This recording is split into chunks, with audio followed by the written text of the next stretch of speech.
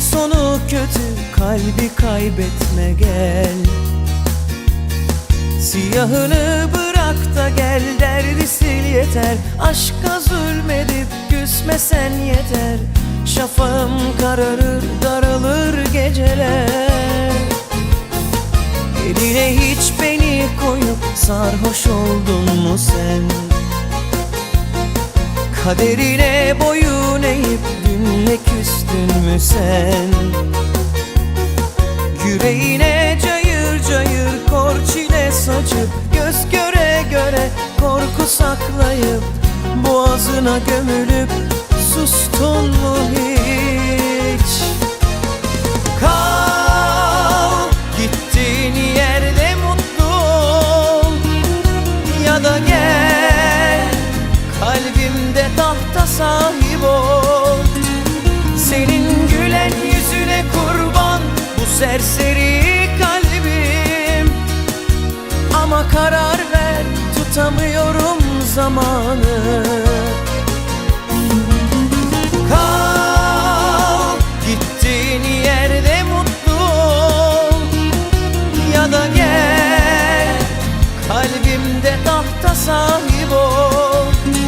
Senin gülen yüzüne kurban bu serseri kalbim. Ama karar ver, tutamıyorum zamanı.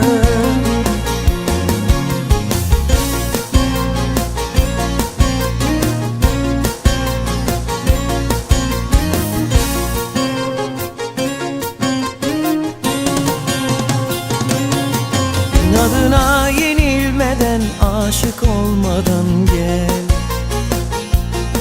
Bu gidişin sonu kötü, kalbi kaybetme gel. Siyahını bırak da gel, derdi sil yeter. Aşka zulmedip küsmesen yeter. Şafağım kararır, daralır geceler. Kal, gittiğin yerde mutlu ol, ya da gel kalbimde tahta sahip ol. Senin gülen yüzüne kurban bu serseri kalbim. Ama karar ver, tutamıyorum zamanı. Kal, gittiğin yerde mutlu ol, ya da gel kalbimde tahta sahip ol. Senin gülen yüzüne kurban bu serseri